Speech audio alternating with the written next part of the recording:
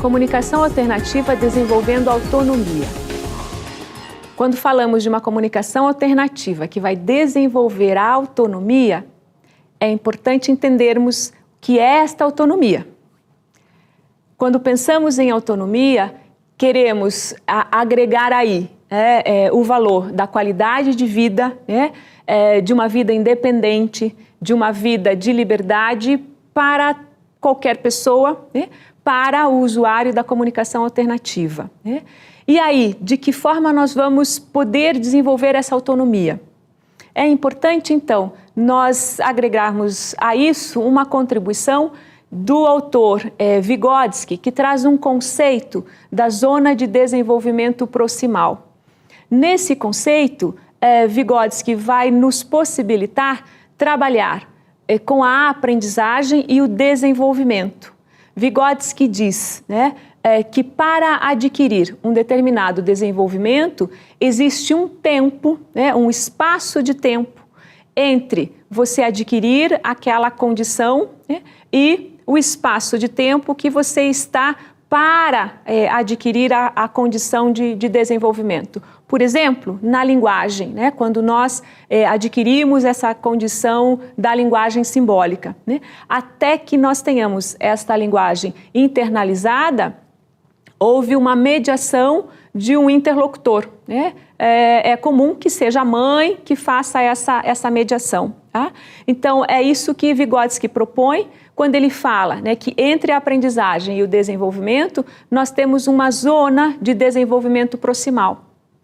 E aí, quando nós estamos falando das pessoas que não têm essa aquisição de linguagem, que não falam, que têm um comprometimento na produção, na articulação da fala, como essa linguagem vai ser adquirida? É aí que entra um outro aspecto mediador, que vai ser a comunicação alternativa. Então, faz essa mediação que Vygotsky propõe na zona de desenvolvimento proximal. Então, conseguiremos, com o uso da comunicação alternativa, das possibilidades da comunicação alternativa, desenvolver a autonomia tão esperada, a autonomia que todas as pessoas querem conquistar. Tá? Então, estabelecemos aqui, então, uma relação entre a autonomia, a zona de desenvolvimento proximal e a comunicação alternativa, como sendo esse mediador, esse facilitador da autonomia da pessoa. Alguns sistemas de comunicação que são importantes. Sistema Plafons. Esse é um programa de comunicação alternativa que foi pensado para as pessoas que têm limitações motoras, que não conseguem comunicar, expressar a sua fala própria.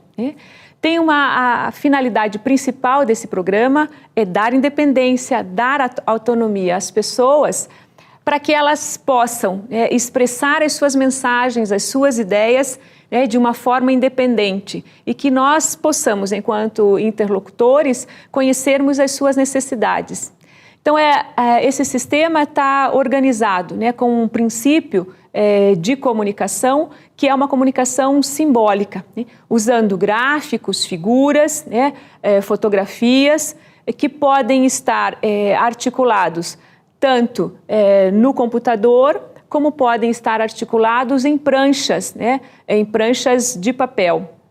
O resultado dessa ferramenta é muito importante no recurso da alfabetização. Então, na aquisição da linguagem de escrita, dessa linguagem formal, na escola, um recurso bastante útil para o professor. Tá?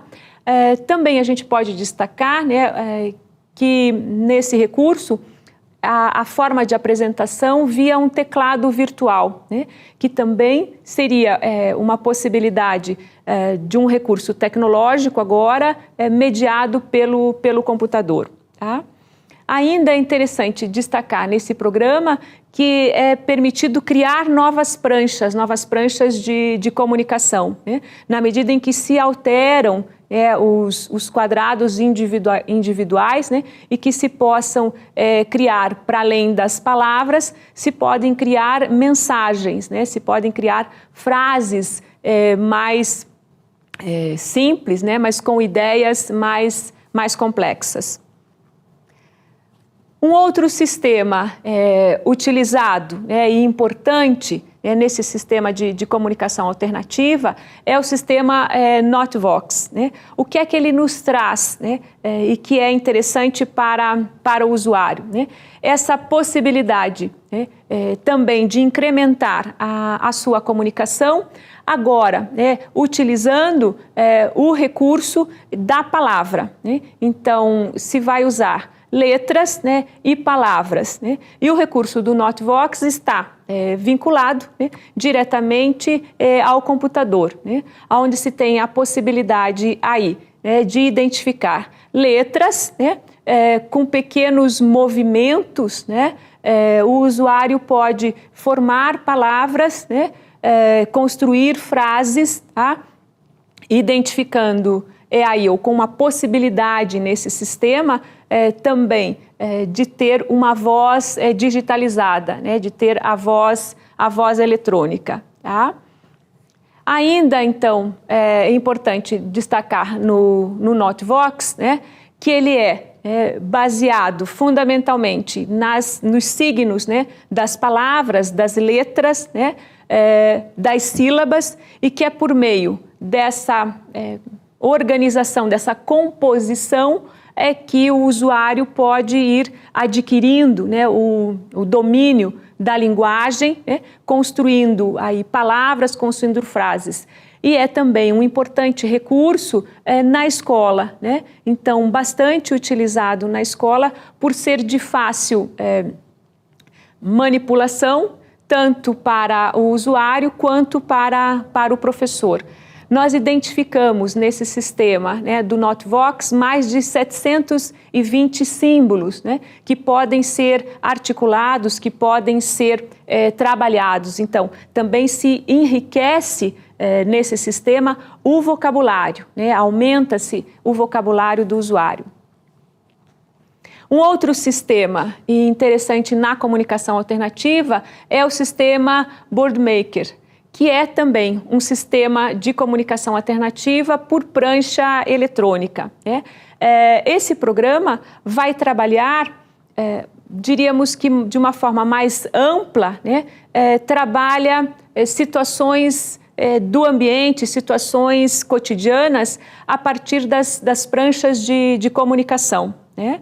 Então, nós vamos identificar nesse sistema, por exemplo, né, situações do cotidiano, né? Então, se podem criar hábitos da vida diária, né, como o levantar, né? Então, quais são os passos, né, para que eu possa acordar e levantar. Então, o despertador, né, qual é o primeiro movimento, levantar da cama, vestir um hobby, calçar a sandália, o chinelo. Então, organizar, né, este comportamento do levantar, né? Então, tanto para a aquisição de um comportamento, né, que se pode trabalhar com o usuário, como também, né, para que ele identifique, né, o seu hábito da vida diária, né, a sua rotina diária, o que ele faz, né, quando acorda. Então, desperta o relógio, né, toca o telefone e que movimentos, que passos ele vai adquirindo aí, né?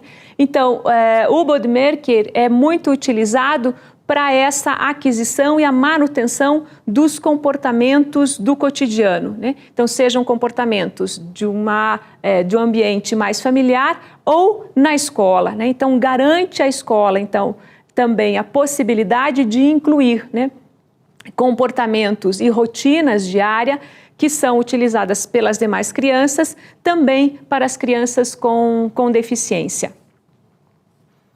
E aí, quando falamos das crianças com deficiências ou dos alunos com deficiência, e na utilização de recursos de comunicação alternativa, vale a pena nós lembrarmos, né, nessa escolha do recurso que se vai estabelecer na escola, algumas questões. Algumas questões aqui são importantes que sejam lembradas, né? Quem que está se deparando com as dificuldades, com as barreiras que limitam a aprendizagem, né? Que limitam a participação? Então, quem é esse usuário, né? Quem é essa criança? Quem é esse aluno que encontra dificuldades na sua aprendizagem? Então, essa é uma questão inicialmente importante.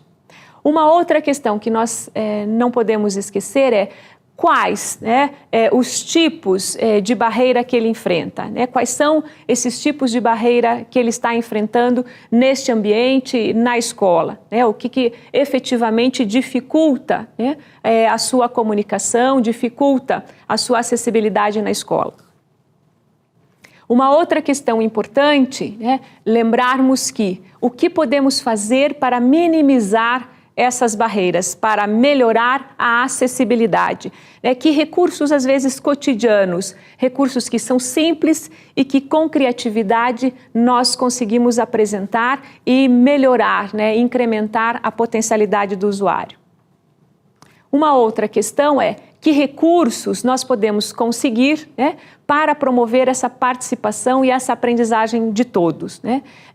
E aqui é importante nós também lembrarmos, né, dos parceiros que estão em contato com o usuário, né? Então, perguntar a eles, né, que recursos são utilizados em casa e que às vezes podem ser também trazidos e também podem ser utilizados em casa. Utilizados aí na escola. Então, podem ser reproduzidos. Essas são algumas das questões que nós não devemos esquecer, que devemos lembrar sempre, né, quando vamos apresentar um recurso de comunicação alternativa para um usuário que dela precise.